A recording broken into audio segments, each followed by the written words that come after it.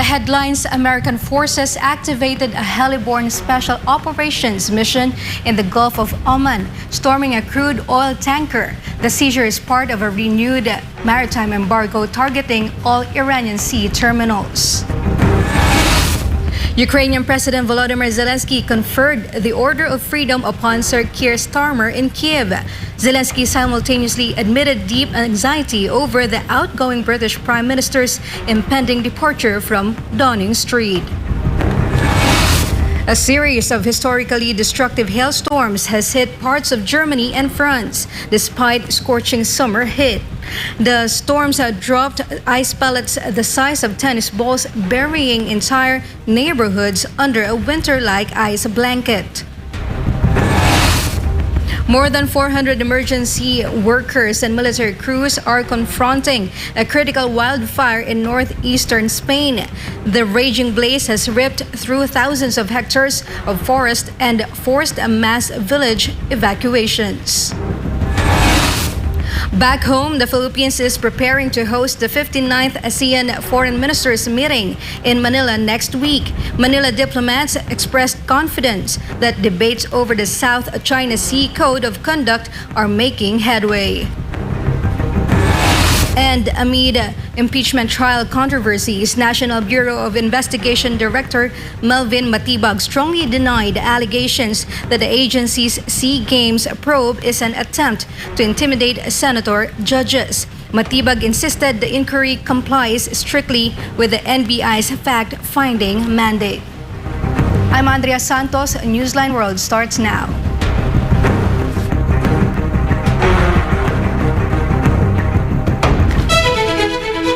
First in our news, American forces activated their heli-borne special operations in the Gulf of Oman, storming in a crude oil tanker as part of a renewed maritime embargo targeting all Iranian sea terminals.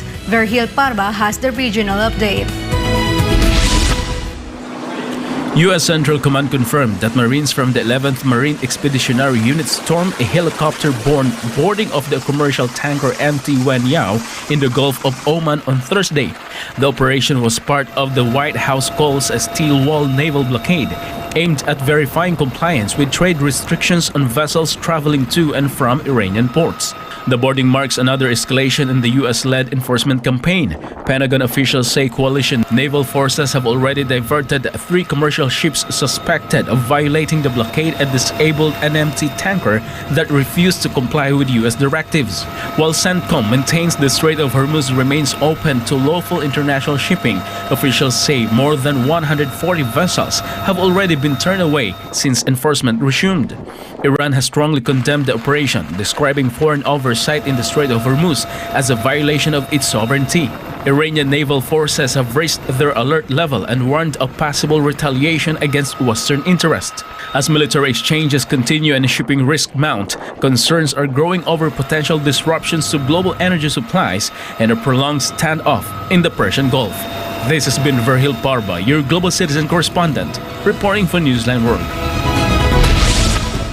Ukrainian President Volodymyr Zelensky conferred the Order of Freedom upon Sir Keir Starmer in Kiev, while also publicly admitting deep anxiety over the outgoing British Prime Minister's impending departure from Downing Street.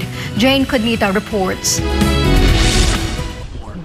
A highly emotional diplomatic farewell has unfolded in Kiev against a backdrop of mounting European political uncertainty. During a high-stakes visit, Ukrainian President Volodymyr Zelensky welcomed outgoing British Prime Minister Sir Keir Starmer with a lengthy embrace before presenting him with the Order of Freedom, the nation's highest honor designated for foreign nationals. While Starmer utilized the strategic bilateral summit to formalize an additional 300 million euros for Swedish-made fighter jets, the high-profile spending surge landed amid severe domestic political turmoil inside the United Kingdom. The high-altitude spending package follows Starmer's sudden resignation announcement last month, triggered by a wave of intense domestic scandals involving multi-billion-pound defense budget deficits, migration protests, and intense scrutiny over diplomatic links to international financial crimes. Confronted by journalists regarding the imminent shift in Western leadership, leadership, with French President Emmanuel Macron also slated to vacate office next year. Zelensky candidly admitted that the loss of his primary battlefield allies leaves wartime coordinates highly vulnerable. Opposing legislative factions have heavily criticized the ongoing emergency foreign allocations, warning that the continuous flow of capital compromises domestic defense readiness. With leadership ballots set to lock in a new British premier next week, Kyiv is scrambling to anchor its diplomatic ties before a new administration reviews the multi-billion-pound bilateral defense pacts. This has been Jane Kudniter, Global Citizen correspondent reporting for Newsline World. In other news, heat wave scorches France. State-owned utility giant EDF was forced to shut down 3 major reactors and curb output at 8 others are soaring. River temperatures triggered strict environmental discharge protocols across France. Joy Tabanao has the updates from Sanwoba.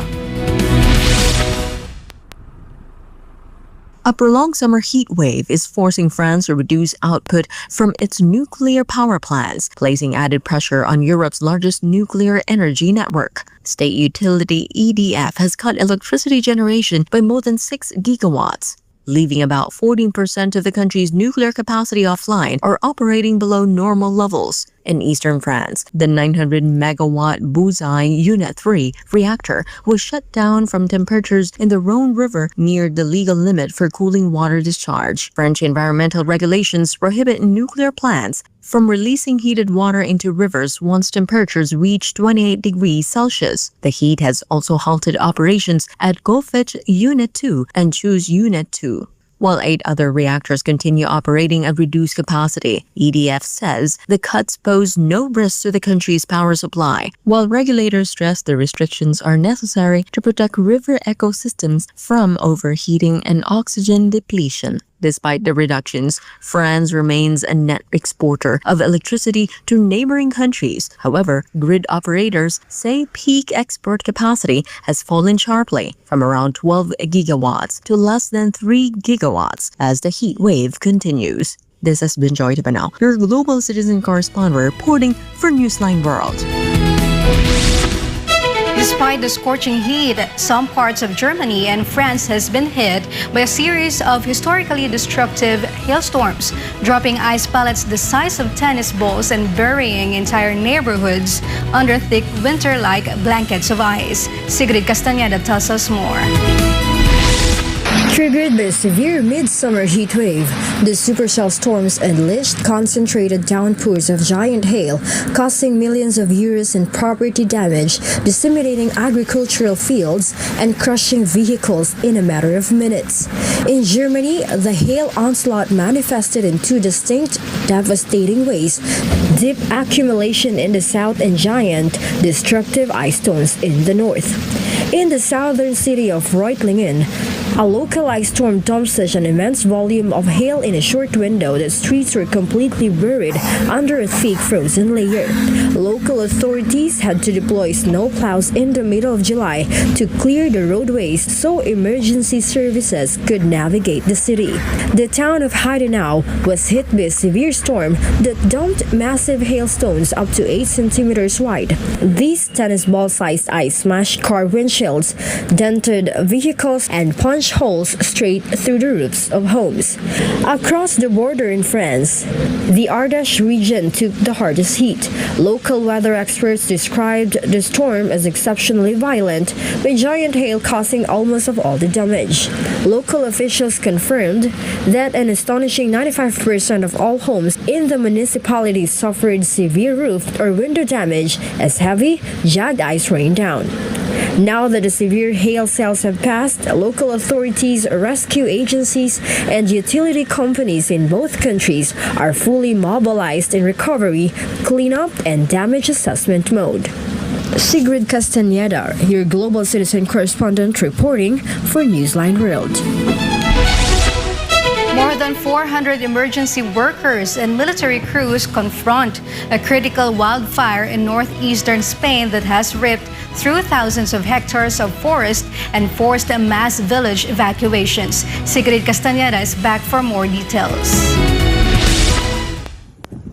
A fast-moving wildfire has caused widespread damage across northeastern Spain after erupting near Oras in the Cinco Villas region on July 15. The blaze has already scorched more than 4,500 hectares of farmland and forest. Firefighters, backed by military emergency units, continue battling the flames as thick smoke blankets the area. Authorities activated a level 2 emergency plan after shifting winds pushed the fire toward the town of Asin, where at least 10 homes were damaged. Emergency officials say the fire remains difficult to contain as extreme heat and unpredictable winds continue to fuel its spread. Nearby communities and critical infrastructure remain under threat as crews work to protect affected areas. Regional authorities described the wildfire as one of the most challenging Aragon has faced in recent years. Emergency teams are expanding support for displaced residents, while firefighters work around the clock to strengthen containment lines. Sigrid Castañeda, your Global Citizen correspondent, reporting for Newsline World. Peruvian President-elect Keiko Fujimori met with incumbent transitional President Jose Maria Balcazar at the government palace to coordinate a smooth handover of power ahead of her inauguration. Angie De Leon has the details. A significant political transition has officially commenced within the Peruvian executive branch, signaling a strong push towards structural governance stability. A day after receiving her official credentials, conservative President-elect Keiko Fujimori arrived at the government palace in Lima on Thursday for high-priority discussions with outgoing President Jose Maria Balcazar. The bilateral summit centered heavily on initiating cross-party national reconciliation, establishing administrative handovers across all ministries, and building a broad-based consensus to heal Peru's deep social and legislative divides before the formal transfer of executive power. También hemos hablado de la necesidad y la posibilidad de que su gobierno de la presidenta electa, nuestra visitante hoy, pueda ser un gobierno de conciliación, de una amplia base que llegue a consensuar pareceres democráticos en el país. Yo creo que se inicia una nueva era, lo entiendo así, y tengo fe en que eso se pueda producir, porque esa es la coyuntura más importante para mí históricamente, que nuestra presidenta tome el poder. Y que le auguro muchos éxitos a su gobierno. The high-stakes administrative handover marks the conclusion of Balcazar's 5-month transitional government, which assumed authority via the constitutional line of succession following the exit of Jose Heri. Emerging from the palace, Fujimori explicitly characterized the meeting as highly cordial, emphasizing that structural institutional respect must transcend ideological boundaries to safeguard democratic foundations. The incoming head of state announced that her cabinet's immediate policy tracking priorities will focus tightly on mitigating the severe economic impacts of the impending El Niño weather phenomenon and deploying aggressive law enforcement frameworks to directly combat rising urban crime indices. Hemos tenido una reunión cordial, de mucho respeto, más allá de las diferencias ideológicas que puedan haber entre nosotros. Esta cordialidad es también una muestra de institucionalidad. Todo proceso de transición significa el traspaso del poder, y el poder es pasajero. Estamos en estos procesos de recibir la información de cada ministerio, y agradecemos la disposición de todos los equipos. Estamos preparándonos para que a partir del 28 de julio, pues tomemos las riendas y los destinos de nuestro país.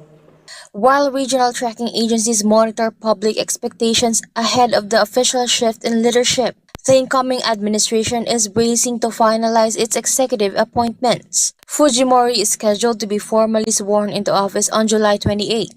To commence a 5-year mandate extending through year 2031. Angie De Leon, your Global Citizen correspondent, reporting for Newsline World.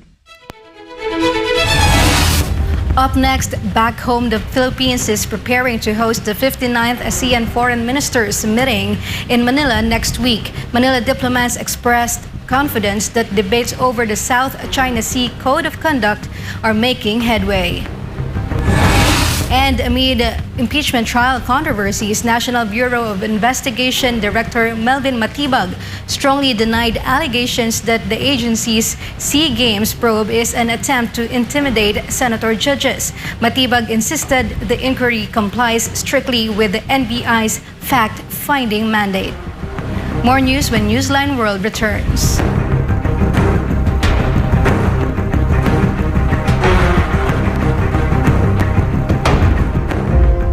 For years, Sunshine Media Network International has remained committed to delivering truth that matters. Anchored on the principles of responsible journalism, the network prioritizes facts, clarity, and information that truly matters to the public. SMNI provides a platform for voices that are often unheard, stories that deserve attention, and issues that demand understanding. Public service and national interest remain at the heart of every broadcast. Through consistent reporting and meaningful programming, SMNI continues to strengthen credibility and build public trust. This commitment to truthful and relevant reporting has not gone unnoticed. Over the years, SMNI has received various awards and recognitions from different institutions and organizations. These honors highlight the network's contributions to public service, broadcasting excellence, and nation-oriented programming. Each recognition stands as a testament to SMNI's dedication to responsible journalism and meaningful storytelling. More importantly, these accolades reflect the confidence and trust placed by the public and partner institutions. Guiding this mission is the vision of the network's honorary chairman, Pastor Apollo C. Quiboloy. His leadership underscores the belief that media can be a powerful force for nation building. Under this vision, SMNI promotes unity, moral values, and responsible citizenship among Filipinos. Programs are designed not only to inform, but also to inspire and empower communities.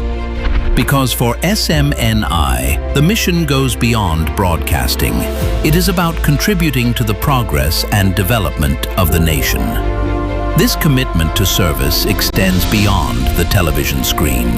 Through the SMNI Foundation, the network implements humanitarian and community outreach initiatives across the country. Programs provide assistance to communities, children, and families in need, bringing help where it matters most. SMNI also works hand-in-hand with its partner organizations, including the Sunshine Philippines Movement, the Keepers Club International, and the Children's Joy Foundation Incorporated. Together, these organizations promote volunteerism, compassion, and social responsibility. Their programs demonstrate SMNI's commitment to real public service, turning advocacy into action. SMNI, delivering truth that matters for nation building.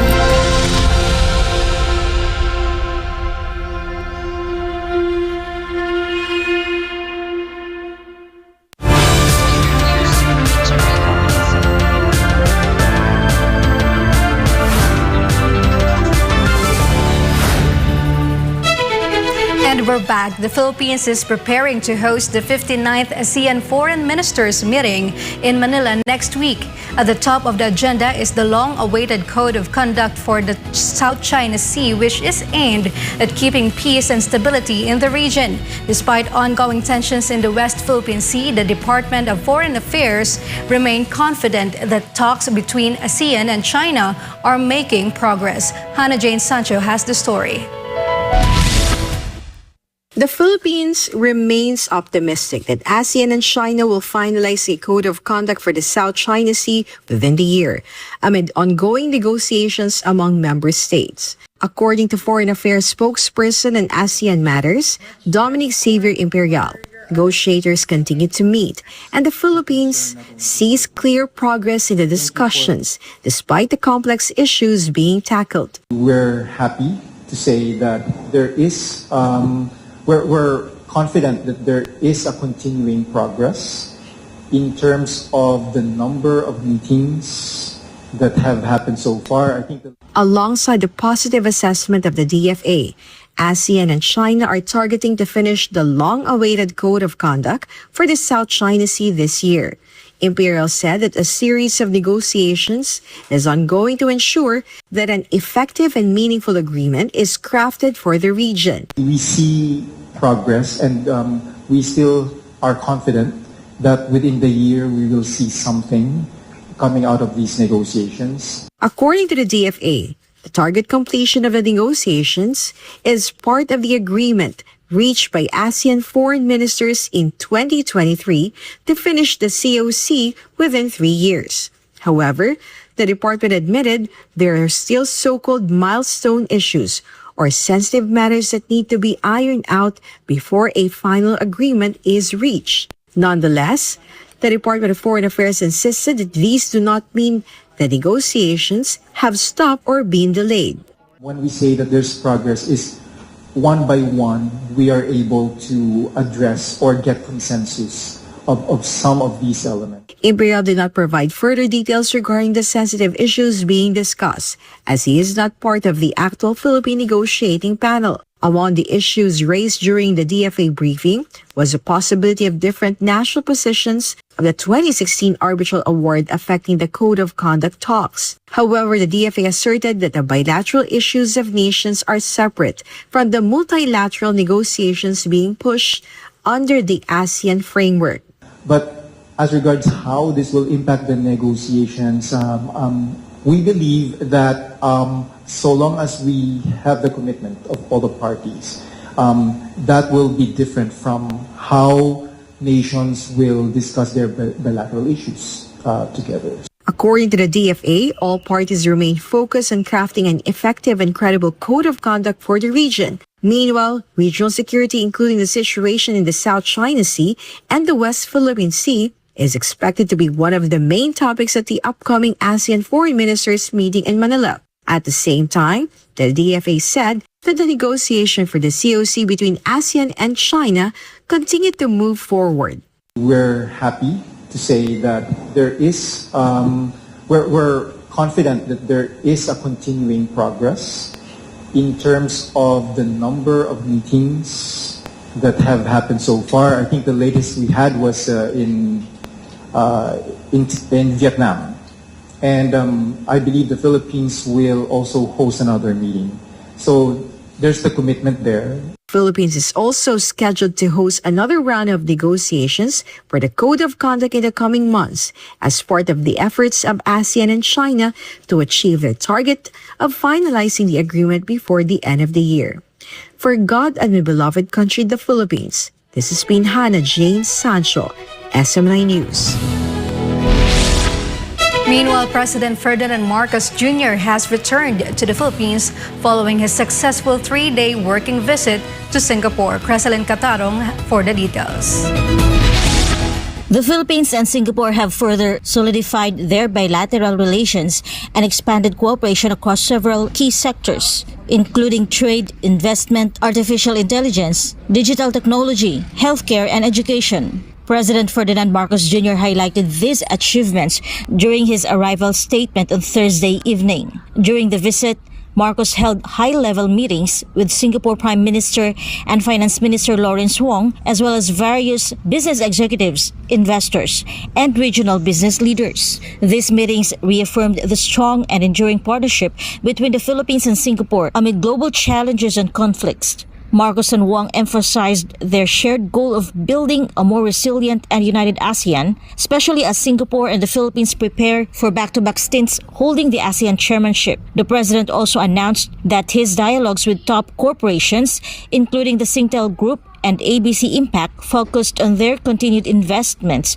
and expansion plans in the Philippines. The engagement with the Singtel Group is projected to significantly boost the country's digital infrastructure and AI capabilities. Singtel reaffirmed its long-term commitment to the country and through the expansion of NCS Philippines and the continued development of ST Telemedia Global Data Centers facilities, strengthening the Philippines' digital infrastructure and AI capabilities. Meanwhile, ABC Impact pledged its continued support for the nationwide expansion of AC Health. Meanwhile, ABC Impact reaffirmed its support for AC Health's nationwide expansion, which is expected to improve access to quality healthcare services while creating thousands of jobs for Filipinos. President Marcos also presented various investment opportunities in the Philippines during a roundtable discussion hosted by the Milken Institute with regional business leaders. He highlighted the Luzon Economic Corridor, the newly enacted Public-Private Partnership Code, and the implementation of green lanes for strategic investments as vital measures designed to fast-track project approvals and eliminate regulatory bottlenecks. As a newly designated upper-middle-income country with solid macroeconomic fundamentals, the Philippines offers a secure, transparent, and stable environment for businesses to thrive. The chief executive arrived back in the country after concluding his working visit to Singapore, which ran from July 14 to July 16. Reporting for Newsline World, this has been Carceline Catarong, SMNA News.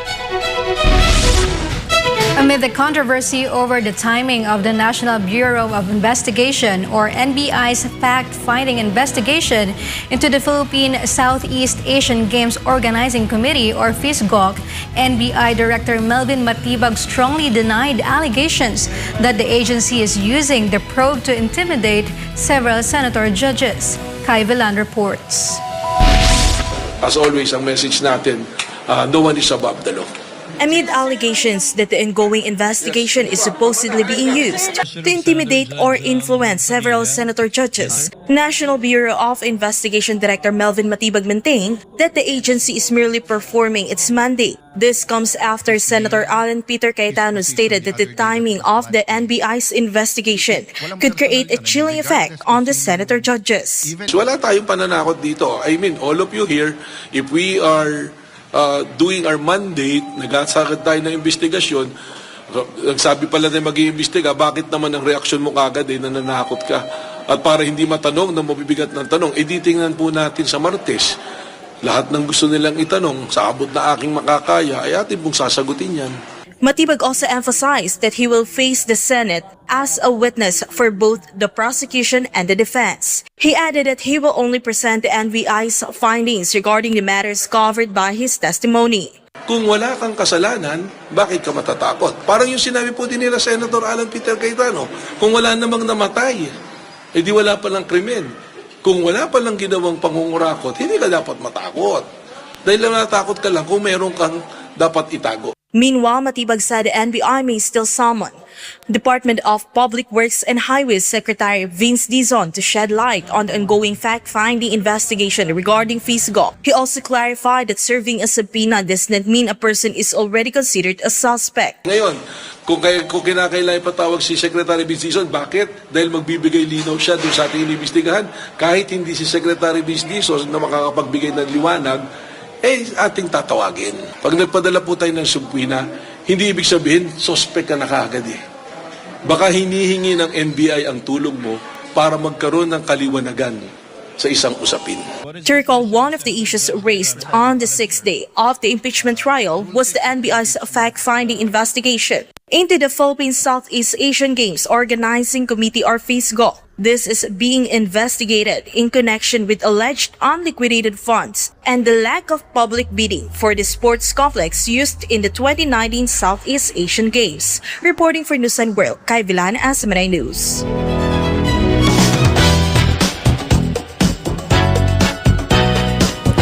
Shakira has officially conquered the global music arena once again as her 2026 FIFA World Cup anthem Die Die, featuring Nigerian Grammy winner Burna Boy, has skyrocketed to #1 on the Spotify Global Top Songs chart. Meanwhile, just days after wrapping up their massive This Is For World Tour, K-pop queens Twice have announced the ultimate gift for fans, a comprehensive greatest hits album celebrating their historic decade-long career. Here's Faith Agustin for the Showbuzz. Die Die has claimed the title of the world's most streamed song on Spotify, reaching the #1 spot in 12 countries. This historic milestone makes Shakira the first artist in history to top Spotify's global chart with songs in both English and Spanish. Furthermore, the massive success of the anthem has propelled the Colombian superstar to #6 among Spotify's most streamed artists worldwide. Released in May as a flagship FIFA World Cup anthem, the hit track Die Die continues to dominate global music markets and has already amassed nearly 500 million views on YouTube. This achievement marks Shakira's fourth successful era tied to the tournament, following her previous iconic anthems in 2010 and 2014. Fans can look forward to seeing her perform live during the World Cup Finals' first ever halftime show on July 19, ahead of her upcoming stadium tour later this year. Meanwhile, Twice took to their official Japanese social media pages to announce the upcoming release of Twice's best album, #Best 2015 to 2025, slated to drop this August 26. This massive 4-disc physical release is designed to be the ultimate time capsule of the group's legendary career. This compiles their iconic Korean title tracks ranging from their historic 2015 debut to their most recent 2025 hits, alongside the beloved Japanese translated versions of their career-defining anthems. Fans can choose between a standard 4-CD regular edition and a premium limited edition that features exclusive collectibles, luxury packaging, and a live performance Blu-ray. As an added bonus for local fans, both editions will come with an entry ticket to the Twice This Is For World Tour in Japan and linked lottery. Twice recently concluded their This Is For World Tour, spanning 81 shows across 44 cities in 19 countries at the KSPO Dome in Seoul last July 12, 2026. This has been Faith Agustin, your Global Citizen correspondent, bringing you the latest show buzz.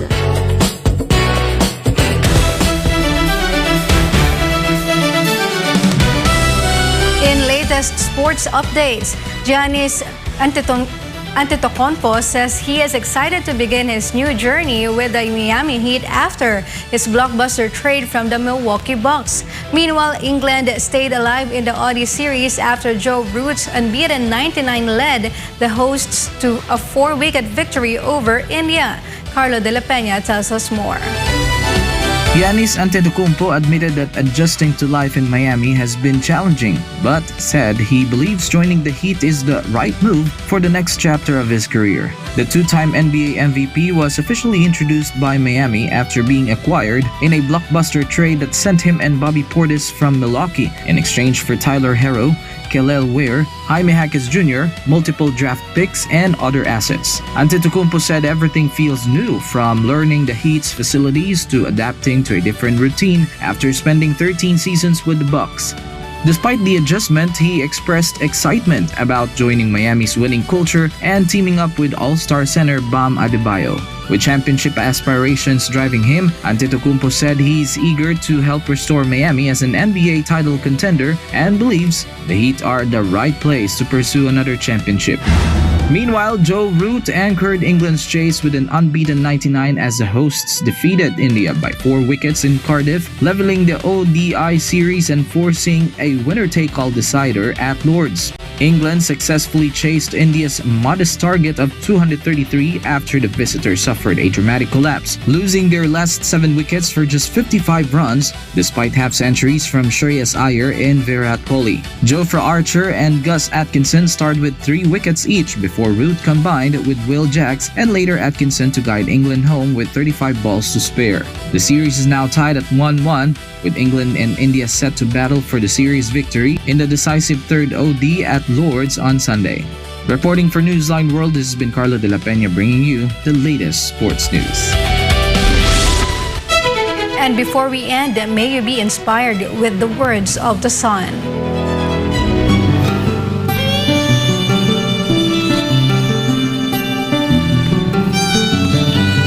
As long as you are sincere in seeking for salvation, the Father will not lead you astray.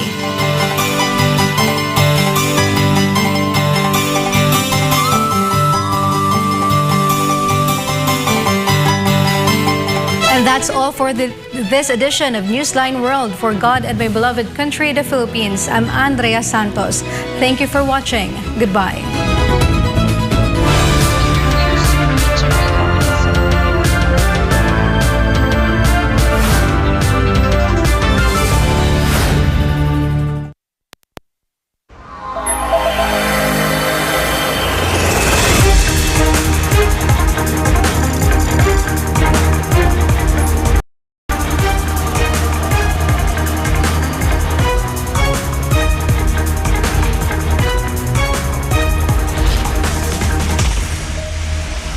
This is SMNI News Channel.